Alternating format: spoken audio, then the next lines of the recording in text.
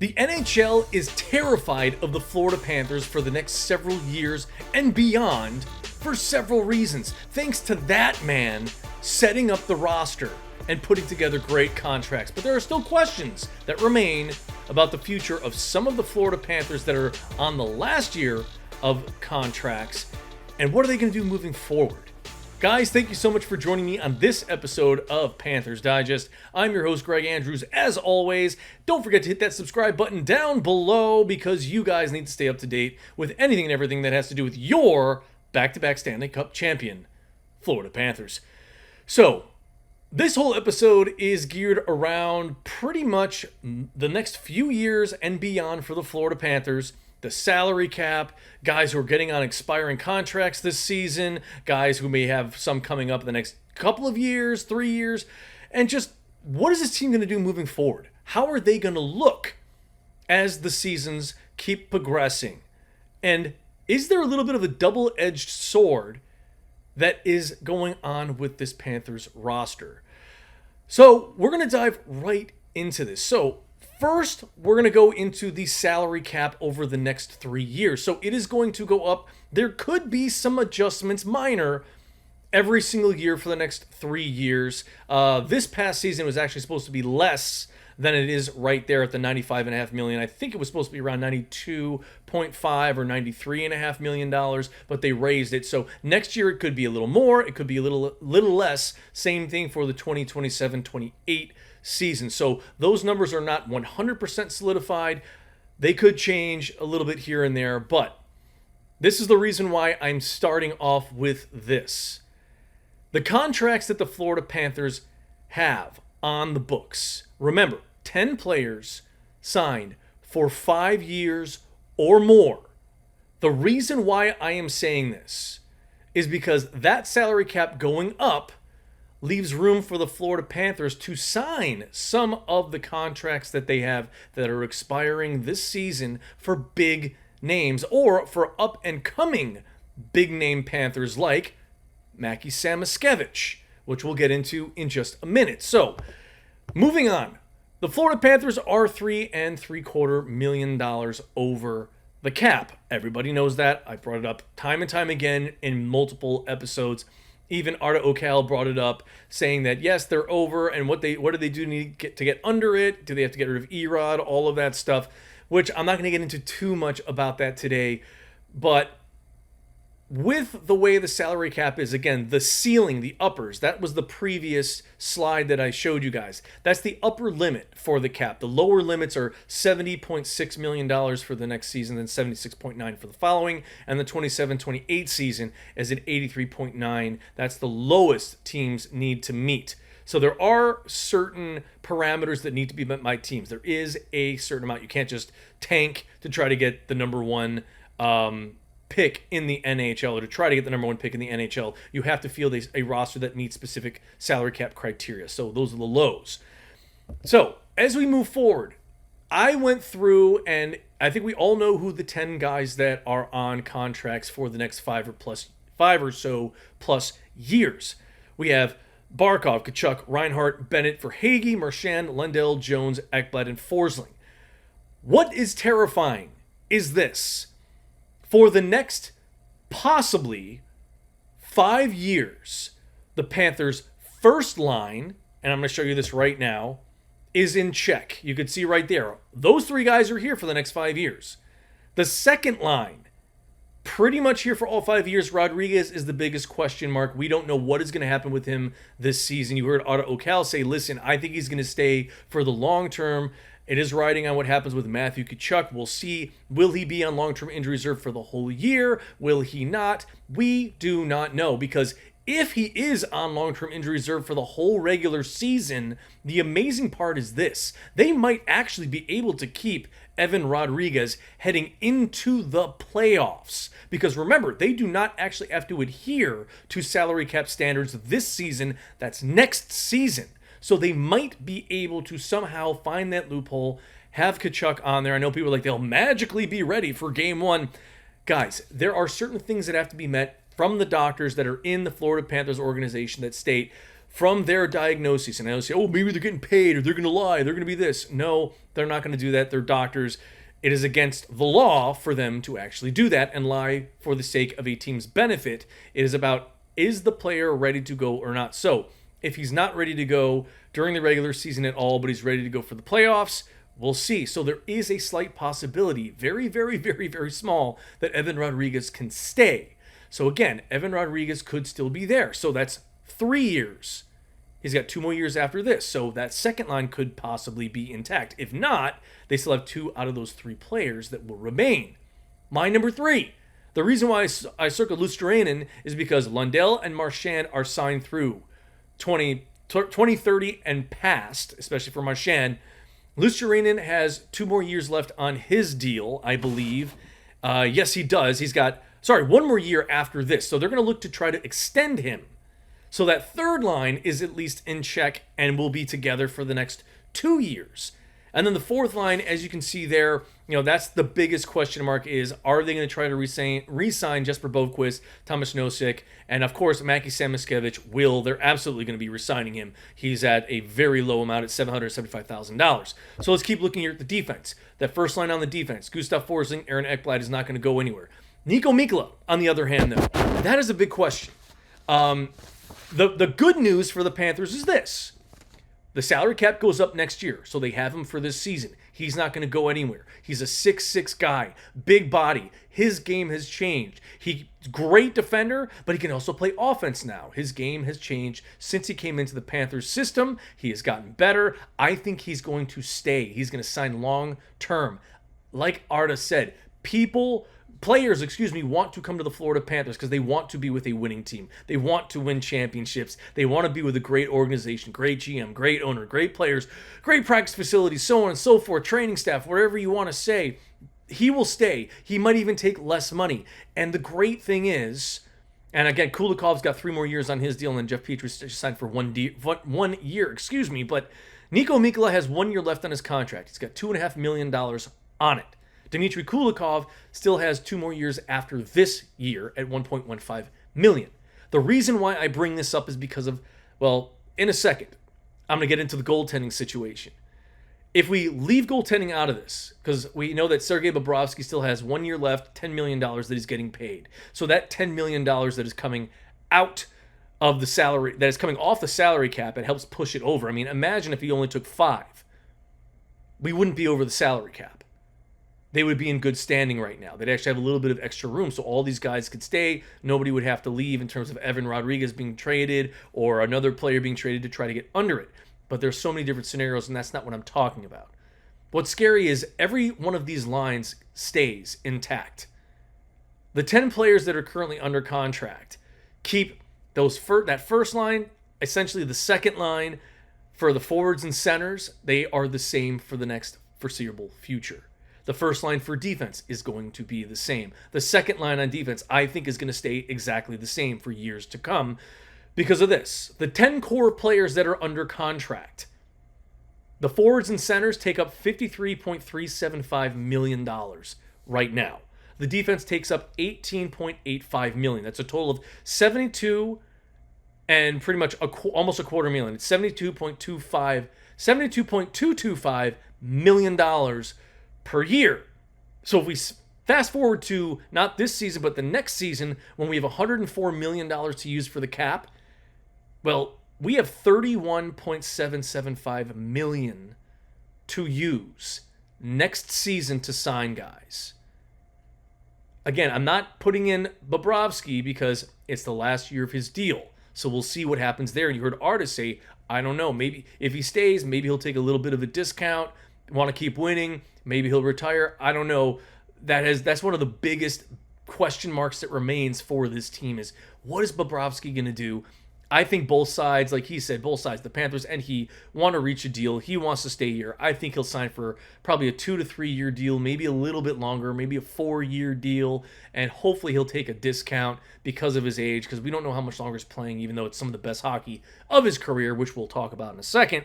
But so they'll have almost $32 million to spend next season to re-sign guys. The following season, It's almost $42 million. They got $41.275 million to use in 2027, 2028 if things stay as they are right now. Obviously, Mikola's going to have to get paid. Bobrovsky, Samoskevich. I know there's other guys there that we're going to look at, like Jesper Bovqvist. We'll see what happens with those guys. And I know there's a couple of other guys on offense. Let me just get to them right now.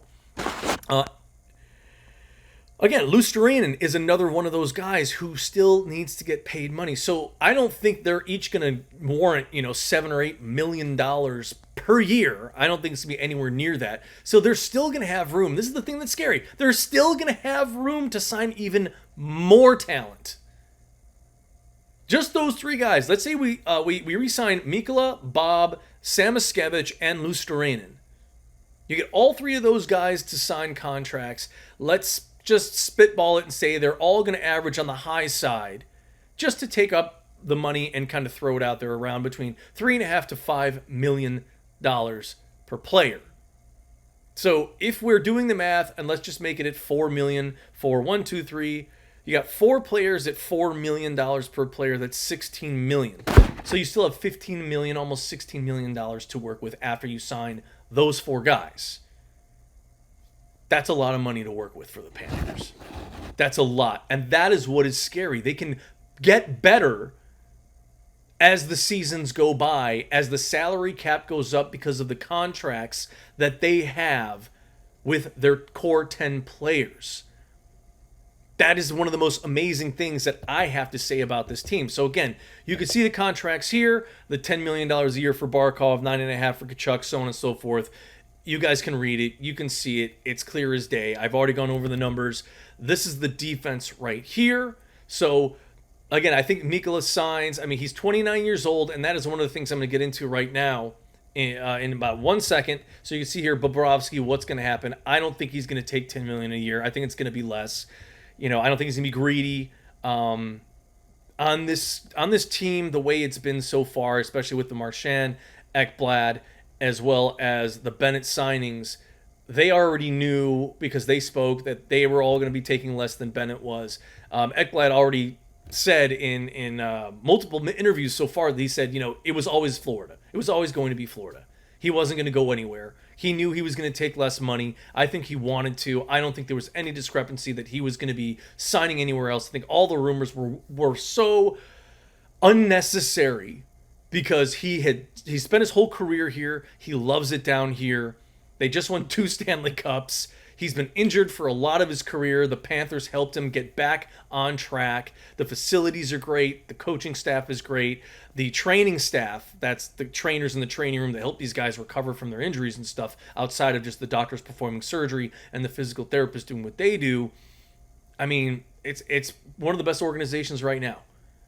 And Ara even said this is probably one of the best it's probably the best locker room in hockey and maybe all of sports right now, just because the mentality that these guys have of selflessness, team mentality, boosting each other up. Everything is a team effort. Even when you're going to dinner, they do it together. The DQ stops, all that stuff. This, he said it, this is the best locker room in sport. Why wouldn't you want to be a part of it? So I do believe that is the scariest thing about this team, is you're not going to see the top lines change at all for possibly 5 years. But there is a negative side to all of this. But before we get into that, this is the biggest thing with Bobrovsky. If you look at his numbers, he's gotten better every year. I mean, look at the goals against average in the playoffs. Outstanding numbers. It might not feel like they were that low, especially this past season, because there were games where he gave up significant amount of goals, but it's the shutouts, guys. That's why that number pulls down instead of going up. Even after giving up 4 or 5 goals in a game, it goes back down when you have 3 shutouts in the postseason, guys. But he has been nothing short of just absolutely incredible at 37 years old, going to be 37 years old this year. I think he stays. I think he's going to take less money, but who knows? I think he's going to be somewhere between that maybe $6 to $7.5 million a year. I don't think he's going to take that big of a discount, because he's still worth it, unless he's like, look, let's keep winning, guys. Let's keep winning. Let's do a 4-year deal, and 4 years, $24 million. That's $6 million a year. I don't see that being an issue. I think it's a very real possibility he could do that. So I already talked about the lines, guys. And here's the penalty kill unit. This is crazy. Well, let's go back one here. So like I said, power play units here. That top power play unit stays intact for the next 5 years. The second power play unit is going to stay intact for the next 5 years because they are going to re-sign Mackie Samoskevich. They're going to extend him. Again, a lot of these things will probably not happen during the season. It'll probably happen after the season when the salary cap does go up. So a lot of promising things, and that is what makes the other team so terrified, is this team isn't going to see a lot of change on those top lines. They're not. They're just going to keep getting better. The chemistry is still going to be there. They're still going to push each other. The mentality's there. However, and here's the penalty kill unit. Sorry, guys. Here you go. And that's the one thing. Eetu Luostarinen, they need to re-sign him, and I know they're going to because he's still young talent, 26 years old, great player. He and Anton Lundell are the future, as well as Mackie Samoskevich, because Lundell is only 23 years old. Luostarinen's 26. Samoskevich is only 22. They're the future of this team. So now is where I can kind of tell you this. The double-edged sword part of this that could kind of come back and hurt the Florida Panthers, guys, is the age of a lot of the players.